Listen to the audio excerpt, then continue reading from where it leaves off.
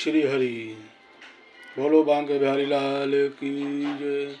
श्री विष्णु पुराण कथा पंचम अंश का आठवां अध्याय धेनुकासुर का वध। जय श्री हरि। श्री पराशर जी बोले, एक दिन बलराम और कृष्ण साथ साथ गो चराते अति रमणीय तालवन में आए। उस दिव्य तालवन में धेनुक नामक एक गधे के आकार वाला दैत्य मृग मांस का आहार करता हुआ सदा रहा करता था। उस तालवान को पके फलों की संपत्ति से संपन्न देखकर उन्हें तोड़ने की इच्छा से गोपगण बोले। गोपों ने कहा, भैया राम और कृष्ण, इस भूमि प्रदेश की रक्षा सदा धेनुकासुर करता है, इसीलिए यहाँ ऐसे पके पके फल लगे हुए हैं। उनकी गंध से संपूर्ण दिशाओं को आमोदित करने वाले ये ताल फल तो देखो, हमें इन्हें खाने की इच्छा है। यदि आपको अच्छा लगे तो थोड़े से झाड़ दीजिए। जय श्री हरि। श्री पराशर जी बोले, गोप कुमारों के ये वचन सुनकर बलराम जी ने ऐसा ही करना चाहिए यह कहकर फल गिरा दिए और पीछे कुछ फल कृष्णचंद्र ने भी पृथ्वी पर गिराए। गिरते हुए फलों का शब्द सुनकर वह दुर्धर्ष और दुरात्मा गर्दभासुर क्रोध पूर्वक दौड़ आया और उस महाबलवान असुर ने अपने पिछले दो पैरों से बलराम जी की छाती में लात मारी। बलराम जी ने उनके उन पैरों को पकड़ लिया और आकाश में घुमाने लगे। जब वह निर्जीव हो गया तो उसे अत्यंत वेग से उस ताल वृक्ष पर ही दे मारा। उस गधे ने गिरते गिरते उस ताल वृक्ष से बहुत से फल इस प्रकार गिरा दिए जैसे प्रचंड वायु बादलों को गिरा दे। उच्च सजातीय अन्य गर्भभासुर के आने पर श्री भी कृष्ण और राम ने उन्हें अनायास ही ताल वृक्षों पर पटक दिया। हे मित्रे, इस प्रकार एक क्षण में ही पके हुए ताल फलों और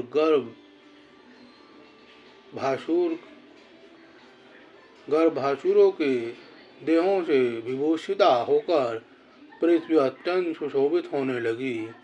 हे द्विज, तब से उस तालवन में गोए निर्विघ्न होकर सुखपूर्वक नवीन तृण चरने लगी, जो उन्हें पहले कभी चरने को नसीब नहीं हुआ था। ओम नमो नारायणाय नमः। ओम नमो नारायणाय नमः। तो आइए भक्तों, आठवां अध्याय संपन्न हुआ। अब हम प्रारंभ करते हैं नवा अध्याय। जय श्री हरि। नवा अध्याय प्रलंब का वध। श्री पराशर जी बोले, अपने अनुचरों सहित उस गर्भभासुर के मारे जाने पर वह सुरमय तालवन गोप और गोपियों के लिए सुखदायक हो गया। तदनंतर धेनुकासुर को मारकर वह दोनों वसुदेव पुत्र प्रसन्न मन से भांडीर नामक वट वृक्ष के तले आए। कंधे पर गो बांधने की रस्सी डाले और वनमाला से विभूषित हुए वे दोनों महात्मा बालक सिंहनाद करते गाते वृक्षों पर चढ़ते दूर तक गोए चराते तथा उनका नाम ले लेकर पुकारते हुए नए सींगों वाले बछड़ों के समान सुशोभित हो रहे थे। उन दोनों के वस्त्र सुनहरी और श्याम रंग से रंगे हुए थे, अतः वे इंद्रधनुष युक्त श्वेत और श्याम मेघ के समान जान पड़ते थे। हे समस्त लोकपालों के प्रभु, पृथ्वी पर अवतीर्ण होकर नाना प्रकार की लौकिक लीलाओं से परस्पर खेल रहे थे। मनुष्य धर्म में तत्पर रहकर मनुष्यता का सम्मान करते हुए वे मनुष्य जाति के गुणों की क्रीड़ाएं करते हुए वन में विचार कर रहे थे। वे दोनों महाबली बालक कभी झूला में झूलकर, कभी परस्पर मल्लयुद्ध कर और कभी पत्थर फेंककर नाना प्रकार से व्यायाम कर रहे थे। इसी समय उन दोनों खेलते हुए बालकों को उठा ले जाने की इच्छा से प्रलम्ब नामक दैत्य गोप वेश में अपने को छुपाकर वहां आया। दानव सेठ प्रलम्ब मनुष्य न होने पर भी मनुष्य रूप धारण कर निशंक भाव से उन बालकों के बीच घुस गया। उन दोनों की असावधानता का अवसर देखने वाले उस दैत्य ने कृष्ण को तो सर्वदा अजय समझा, अतः उसने बलराम जी को मारने का निश्चय किया। तदनंतर वे सबद बाल हरिणा किरण नामक खेल खेलते हुए आपस में एक साथ दो बालक उठे। तब श्रीधामा के साथ कृष्णचंद्र प्रलम्ब के साथ बलराम और इसी प्रकार अन्य गोपों के साथ और ग्वाल बाल होड़ बदकर उछलते हुए चरने लगे। अंत में कृष्णचंद्र ने श्रीधामा को बलराम जी ने प्रलम्ब को तथा अन्य कृष्ण पक्षीय गोपों ने अपने प्रतिपक्षियों को हरा दिया। उस खेल में जो बालक हारे थे वे सब जीतने वालों को अपने अपने कंधों पर चढ़ाकर भांडित वट तक ले जाकर वहां से फिर लौट आए। किंतु प्रलम्बासुर अपने कंधे पर बलराम जी को चढ़ाकर चंद्रमा के सहित मेघ के समान अत्यंत वेग से आकाश मंडल को चल दिया। वह दानव शेष रोहिणी नंदन श्री बलभद्र जी के भार को सहन न कर सकने के कारण वर्षाकालीन मेघ के समान बढ़कर अत्यंत स्थूल शरीर वाला हो गया।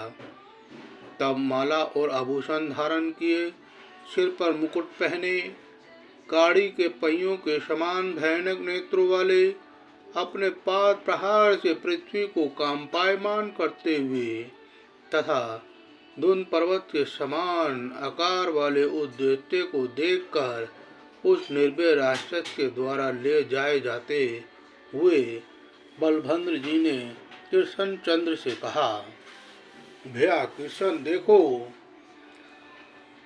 छदम पूर्वक गोप वेश धारण करने वाला कोई पर्वत के समान महाकाय दैत्य मुझे हरे लिए जाता है। हे मधुसूदन, अब मुझे क्या करना चाहिए यह बतलाओ। देखो, यह दुरात्मा बड़ी शीघ्रता से दौड़ा जा रहा है। श्री पराशर जी बोले, तब रोहिणी नंदन के बल वीर्य को जानने वाले महात्मा श्री कृष्णचंद्र ने मधुर मुस्कान से अपने और संपुट को खोलते हुए उन बलराम जी से कहा। श्री कृष्णचंद्र बोले, हे सर्वात्मन, आप संपूर्ण गुहा पदार्थों में अत्यंत गुहा स्वरूप होकर भी यह स्पष्ट मानव भाव क्यों अवलंबन कर रहे हैं। आप अपने उस स्वरूप का स्मरण कीजिए जो समस्त संसार का कारण और कारण का भी पूर्ववर्ती है और प्राल्यकाल में भी स्थित रहने वाला है। क्या आपको मालूम नहीं है कि आप और मैं दोनों ही इस संसार के एकमात्र कारण हैं और पृथ्वी का भार उतारने के लिए ही मृत्युलोक में आए हैं। हे अनंत, आपका शरीर सिर है, मेद केश, पृथ्वी चरण है, अग्नि सुख है, चंद्रमा मन है, वायु श्वास प्रवास है, और चारों दिशाएं बाहु हैं। हे भगवान, आप महाकाय हैं, आपके सहस्त्र मुख हैं तथा सहस्त्रों हाथ पांव आदि शरीर के भेद हैं। आप सहस्त्रों ब्रह्माओं के आदि कारण हैं। मुनिजन आपका सहस्त्रों प्रकार वर्णन करते हैं। आपके दिव्य रूप को और कोई नहीं जानता, अतः समस्त देवगण आपके अवतार रूप का ही उपासना करते हैं। क्या आपको विदित नहीं है कि अंत में यह संपूर्ण विश्व आप में ही लीन हो जाता है। हे अनंत मूर्ति, आप इसे धारण की हुई ये पृथ्वी संपूर्ण चराचर विश्व को धारण करती है। हे अज, निमेष आदि काल स्वरूप आप ही कृतयुग आदि वेदों से इस जगत का ग्रास करते हैं। इस प्रकार बड़वानल से पिया हुआ जल वायु द्वारा हिमालय तक पहुँचाए जाने पर हिम का रूप धारण कर लेता है और फिर सूर्य किरणों का संयोग होने से जल रूप हो जाता है। उसी प्रकार है यह समस्त जगत रुद्र आदि रूप से आप ही के द्वारा विनष्ट होकर आप परमेश्वर के ही अधीन रहता है और फिर प्रत्येक कल्प में आपके हिरण्य गर्भ रूप से सृष्टि रचना में प्रविष्ट होने पर यह विराट रूप से स्थूल जगत रूप हो जाता है। हे विश्वात्मन, आप और मैं दोनों ही इस जगत के एकमात्र कारण है। संसार के हित के लिए ही हमने भिन्न भिन्न रूप धारण किए हैं। अतः हे अमेय आत्मन, आप अपने स्वरूप को सिमरन कीजिए और मनुष्य भाव का ही अवलंबन कर इस दैत्य को मारकर बंधुजनों का हित साधन कीजिए। जय श्री हरि। श्री पराशर जी बोले, हे विप्र, महात्मा कृष्ण चंद्र द्वारा इस प्रकार सुमिरन कराए जाने पर महाबलवान बलराम जी हंसते हुए प्रलंब असुर को पीड़ित करने लगे। उन्होंने क्रोध से नेत्र लाल करके उसके मस्तक पर एक घूसा मारा, जिसकी चोट से उस दैत्य के दोनों नेत्र बाहर निकल आए। तदनंतर वह दैत्य शेष मगज मस्तिष्क फट जाने पर मुख से रक्त वमन करता हुआ पृथ्वी पर गिर पड़ा और मर गया।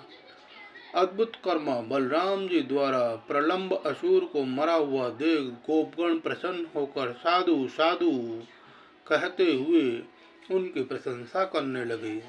प्रलंब असुर के मारे जाने पर बलराम जी गोपों द्वारा प्रशंसित होते हुए कृष्ण चंद्र के साथ गोकुल में लौट आए। ओम नमो नारायण नमः। ओम नमो नारायण नमः। तो भक्तों, 9वां अध्याय संपन्न हुआ, 10वां अध्याय प्रारंभ। ओम नमो नारायण नमः। श्रीमन नारायण नारायण हरे हरे, श्रीमन नारायण नारायण हरि हरि। बोलो श्री बांके बिहारी लाल की जय। 10वां अध्याय सरद्वर्पण तथा गोवर्धन की पूजा।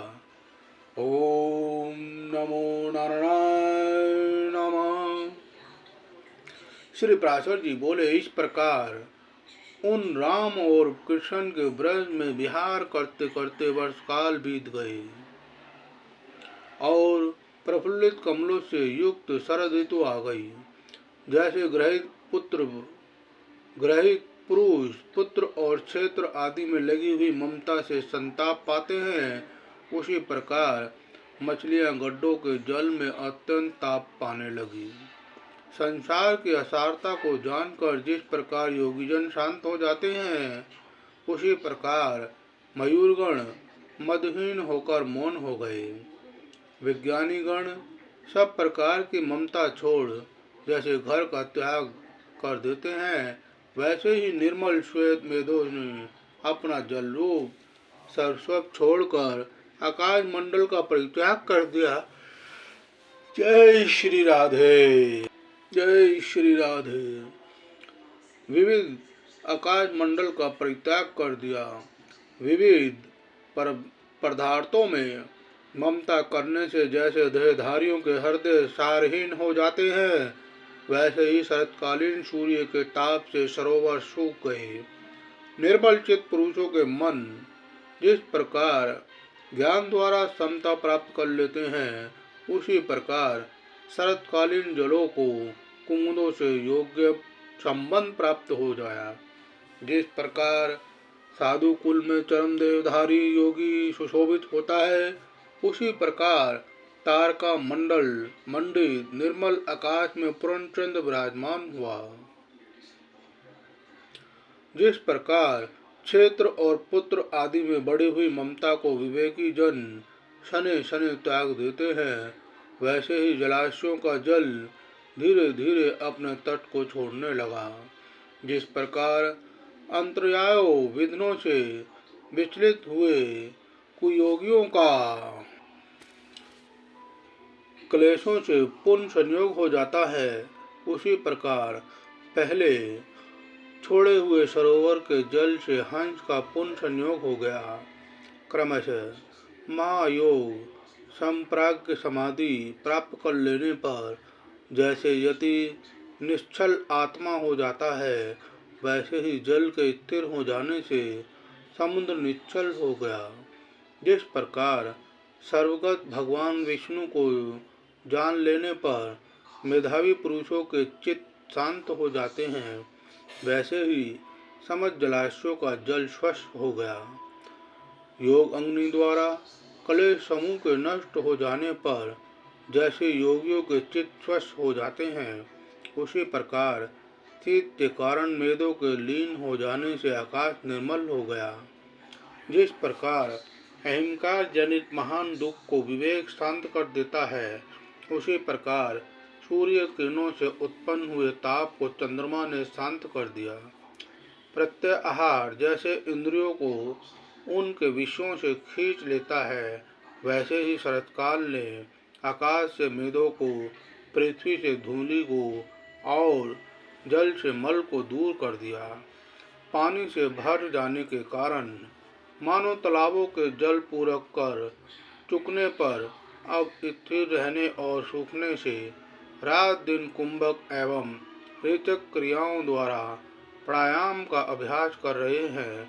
इस प्रकार ब्रजमंडल में निर्मल आकाश और नक्षत्र में शरतकाल के आने पर श्री कृष्ण चंद्र ने समस्त ब्रजवासियों को इंद्र का उत्सव मनाने के लिए तैयारी करते देखा। महामती कृष्ण ने उन गोपों को उत्सव की उमंग से अत्यंत उत्साहपूर्ण देखकर कौतूहलवश अपने बड़े बूढ़ों से पूछा, आप लोग जिसके लिए फूले नहीं समाते, वह इंद्र यज्ञ क्या है? इस प्रकार अत्यंत आदरपूर्वक पूछने पर उनसे नंदगोप ने कहा।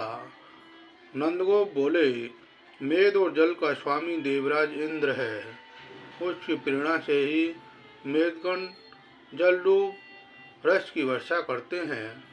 हम और अन्य समदेधारी उस वर्षा से उत्पन्न हुए अन्न को ही बरतते हैं तथा उसी को उपयोग में लाते हुए देवताओं को भी तृप्त करते हैं। उस वर्षा से बढ़े हुए अन्न से ही तृप्त होकर ये गोए तुष्ट और पुष्ट होकर वत्सवती एवं दूध देने वाली होती हैं। जिस भूमि पर बरसने वाले मेघ दिखाई देते हैं, उस पर कभी अन्न और तृण का भाव नहीं होता। ना कभी वहाँ के लोग भूखे ही रहते हैं, ना ही भूखे ही रहकर देखा जाता है। यह प्रंजय के देव इंद्र पृथ्वी के जल को सूर्य किरणों द्वारा सींचकर संपूर्ण प्राणियों की वृद्धि के लिए उसे मेदों द्वारा पृथ्वी पर वर्षा देते हैं। इसलिए वर्षा ऋतु में समस्त राजा लोग, हम और अन्य मनुष्यगण देवराज इंद्र की यज्ञों द्वारा प्रसन्नता पूर्वक पूजा किया करते हैं। श्री पराशर जी बोले, इंद्र की पूजा के विषय में नंद जी के ऐसे वचन सुनकर श्री दामोदर देवराज को कुपित करने के लिए ही इस प्रकार कहने लगे, हे तात, हम ना तो कृषक हैं और ना व्यापारी। हमारे देवता तो गोए ही हैं, क्योंकि हम लोग वंचर हैं। आन्वीक्षिकी, तर्कशास्त्र, क्रय, कर्मकांड, दंड नीति और वार्ता, ये 4 विद्याएं हैं। इनमें से केवल वार्ता का विवरण सुनो। हे महाभाग, वार्ता नाम की विद्या कृषि, वाणिज्य और पशुपालन, इन 3 वृत्तियों की आश्रयभूता है। वार्ता के इन तीनों भेदों में से कृषि किसानों की, वाणिज्य व्यापारियों की और गोपालन हम लोगों की उत्तम वृत्ति है।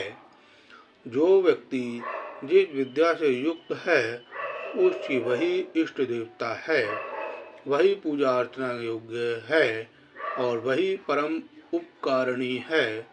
जो पुरुष एक व्यक्ति से फल लाभ करके अन्य की पूजा करता है उसका इहलोक तथा परलोक में कहीं भी शुभ नहीं होता।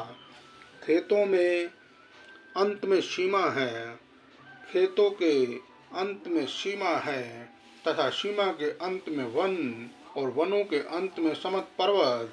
वे पर्वत ही हमारी परम गति हैं। हम लोग ना तो किवाड़े तथा भीति के अंदर रहने वाले हैं और ना निश्चित गृह अथवा खेत वाले किसान ही हैं, बल्कि वन पर्वत आदि में स्वच्छंद विचरने वाले।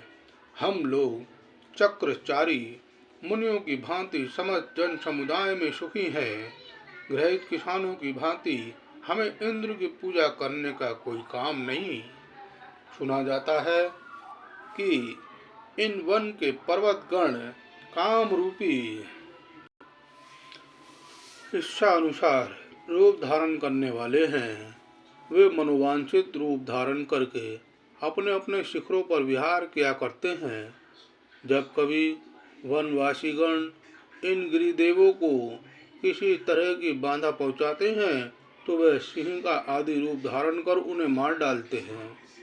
अतः आज से इस इंद्र यज्ञ के स्थान में गिरि यज्ञ अथवा गो यज्ञ का प्रचार होना चाहिए।